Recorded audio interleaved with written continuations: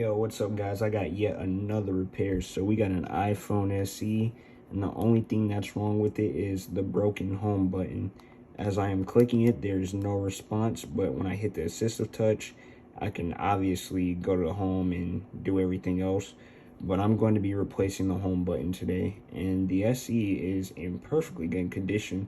The person who previously owned this must have not taken care of it and I guess damage the home button. So let's go ahead and fix that. With all repairs, you always want to turn off the phone. Every iPhone comes with 2 Pentalobe screws. You want to unscrew those. I take my suction cup, I place it right next to the home button, and then I just pull. And then I can just go inside like that. Someone previously opened up this phone, so I can now take my guitar pick. One moment.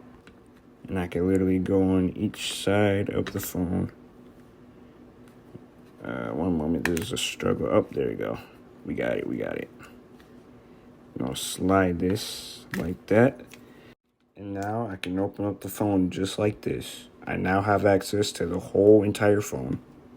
Next, I'm going to carefully hold this screen and I'm going to unscrew all 4 of these screws covering the LCD connectors. While I'm holding this, I can clearly see that the idiot literally broke the home button connector off. Nice.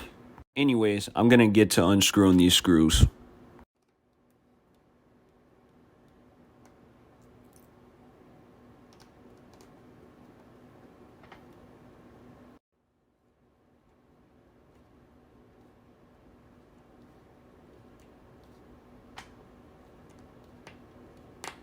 I have successfully got every screw off. Now I can safely remove the plate.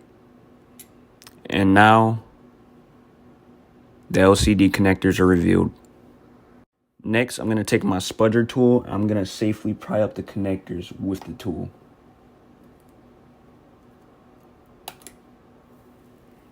Alright, we just need to get one more. I'm going to grab this with my hand because the spudger tool was not able to successfully grab the last one. And just like that, the screen is off. So now we're going to move the phone out of the way, and we're going to take what we need, which is these 2 screws. We need to take these off to access the home button, or whatever remains. These screws should come off easily.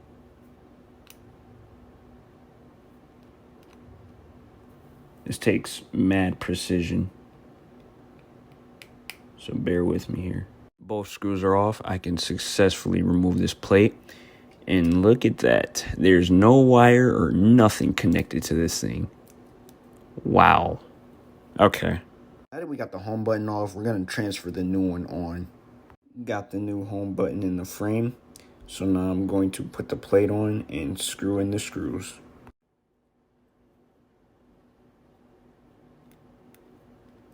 Alright, now we're going to test the home button real quick. Okay, LCD connectors are connected. Now I'm going to connect the home button. As this is a test, we're only going to power on the phone and see if the home button works. And if it does, we're going to screw everything back together. The phone is powered on. And as you can see, the home button works perfectly fine. Double tap. Everything works perfectly fine. The only thing that's wrong is whoever is going to receive this phone isn't going to have Touch ID because simply I replaced the home button and the previous home button didn't come with any wiring. So the previous owner ripped that off, basically saying that the normal home button that was on here is broken, and so you can't just take another home button and expect to have Touch ID. That's how Apple wants it, and that's how Apple does it. So there you go. We are now going to power off the phone, and we're going to screw everything back in. The only thing I really have to screw in is the LCD plate, as the previous owner don't have the plate that basically covers the home button. So yeah.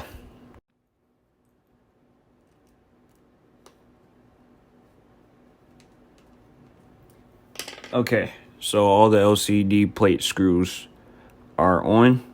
Now I'm going to reconnect the home button. This is going to be a tedious task.